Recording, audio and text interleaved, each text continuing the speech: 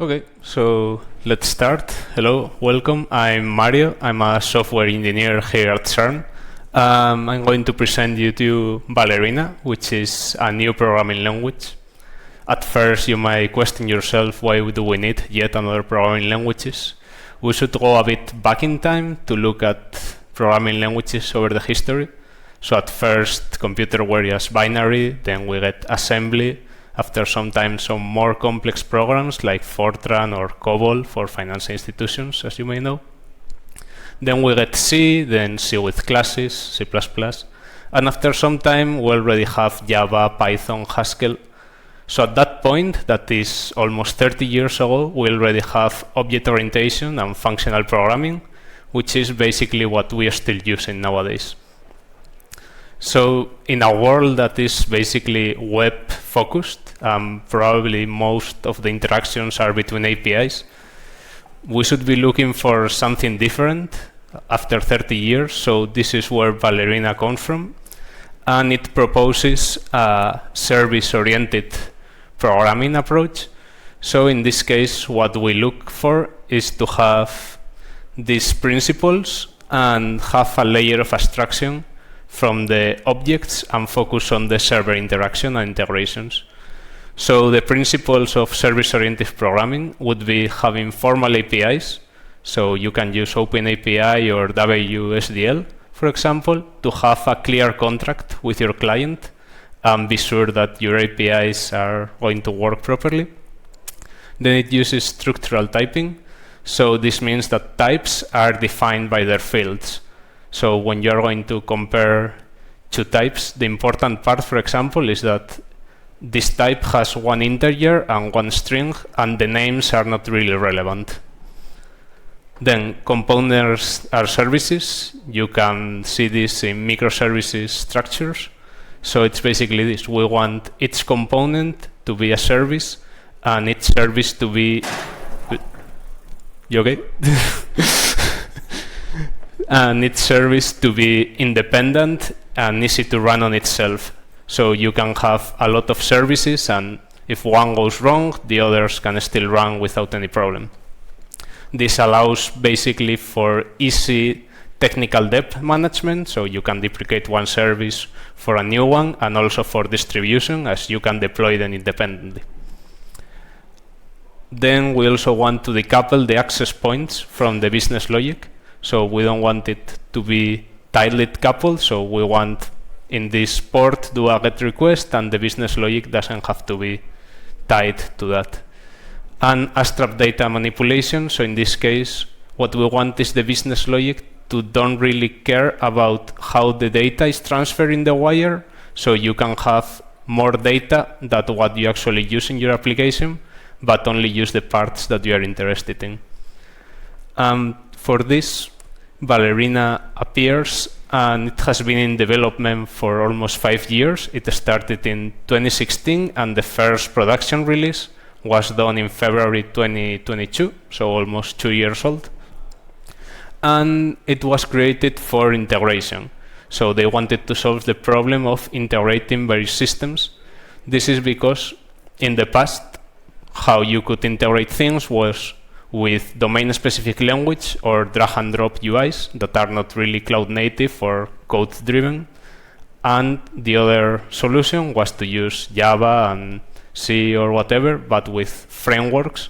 And they weren't really meant to be for these specific problems. They were using the wrong abstractions. So that's where Ballerina come, and well, they claim that it's the only language designed specifically to do integrations. Then it also has an interesting feature, which is that it has a parallel between code and a graphical part that you can see here. So basically, each line of code can correspond to a graphical part, and the idea is that you can view and edit in both parts. You can edit the code or the graphical diagram, and they both work.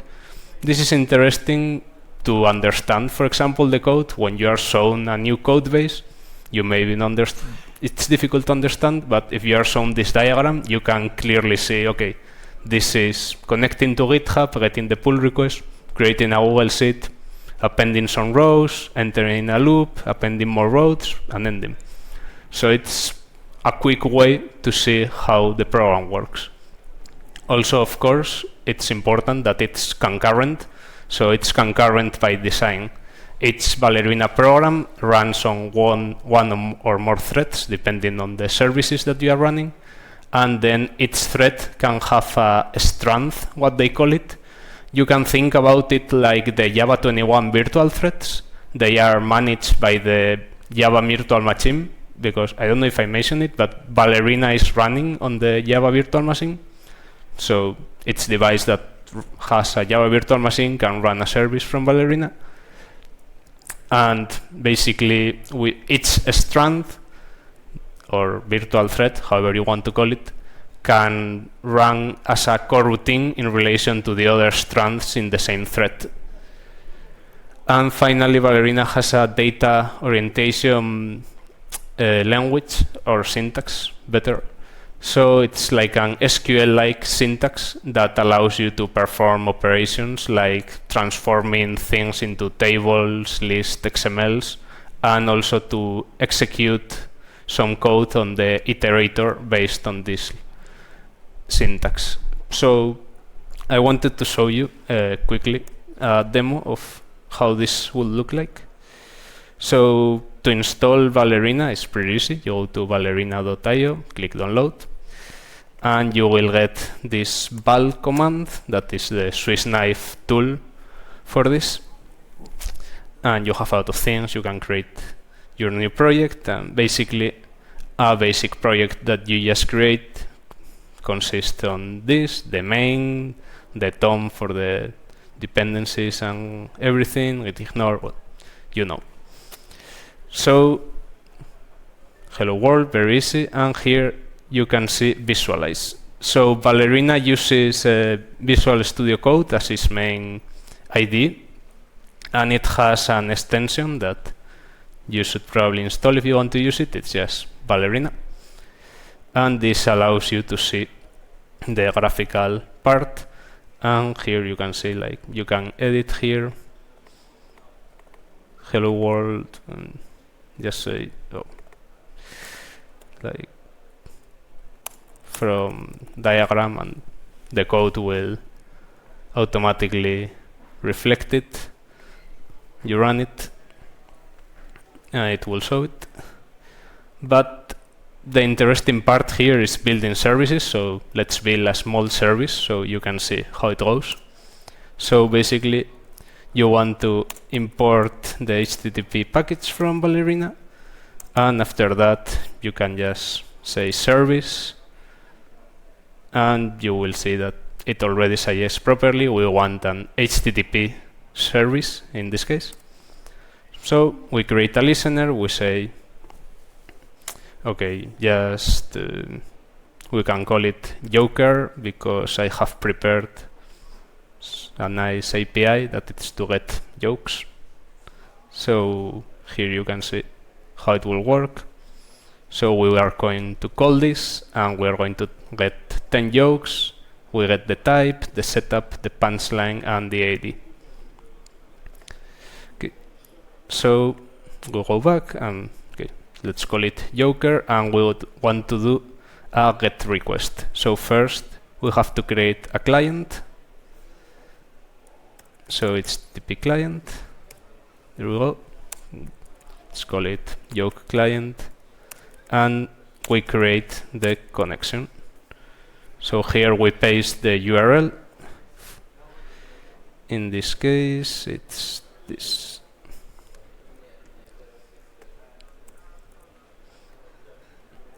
So we are connecting here, and you can see that we have a problem.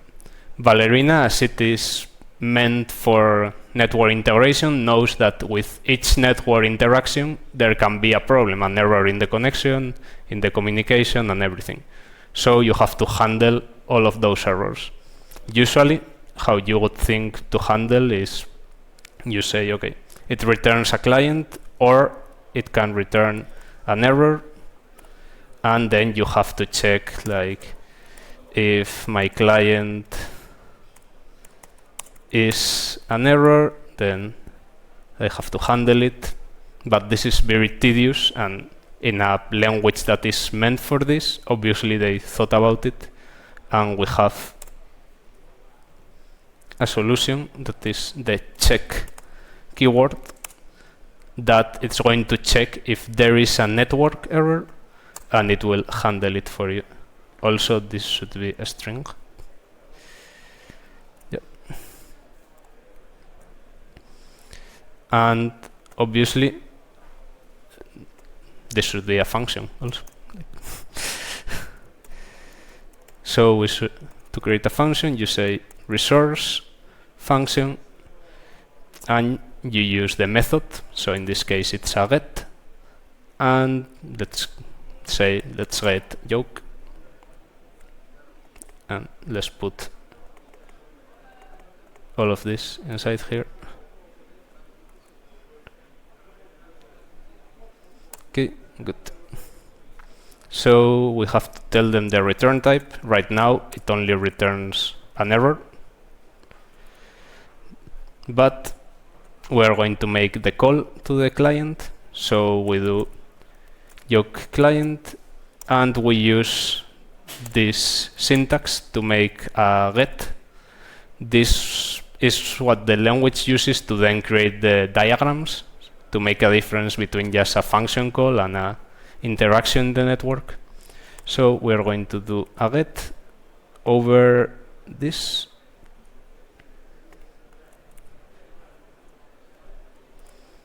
There we go. And this is going to be a JSON response. So result. Of course, we have to do a check for the error in the network, and then we can just return the result. We have to tell them that it's returning a JSON or an error. And here we can run this class. And then if we do a curl in our terminal, so localhost, which port is it? Would be better if it's not the port 0, something like 8080, a common one.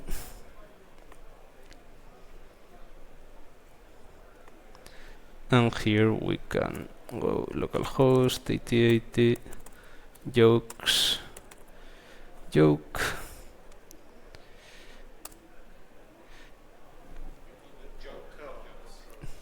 Where is the problem? Sorry. Oh, okay. Joker true. Yeah, so we get this, but it's not very practical to get just a JSON, and as I'm running out of time, I'm going to open my backup plan. So basically what you would do is, instead of returning a JSON, you define the data that you are interested in, and you define it as a record. So from the joke that you get, we are only interested in the setup, the punchline, and the ID. So this is what we're going to get. There's still going to be the type, but we don't care about it in our code. So we just ignore it for now. And then we want to create our own type for our integration application to use it. So our type of yoke has the string and a score. For creating it, we use this SQL-like syntax. So from the yoke data in the search, that is the array of yokes, we are ordering it by the ID, limiting the results by the 3 first, and then we are creating a yoke item with the yoke being the setup plus the punchline, and then in the score we are calling a function. And this function, you can see that it's a very complex algorithm to determine how funny a yoke is. And we can run it, the whole thing, so you can see how it will look finalized.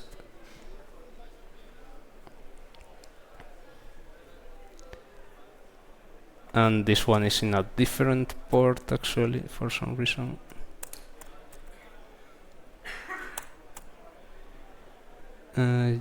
It's actually called jokes.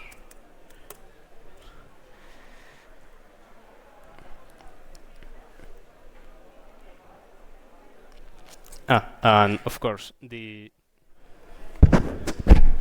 this one? Yeah. So the API also had a type to define the type of jokes you wanted. So I also added here the joke type. So joke type that jokes, everyone likes that.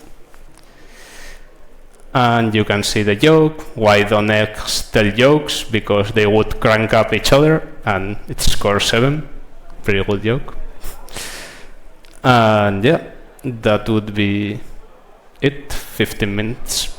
So hope you learn something, and if Ballerina becomes a thing in the future, you can say, hey, I knew it. So that's it, thank you very much.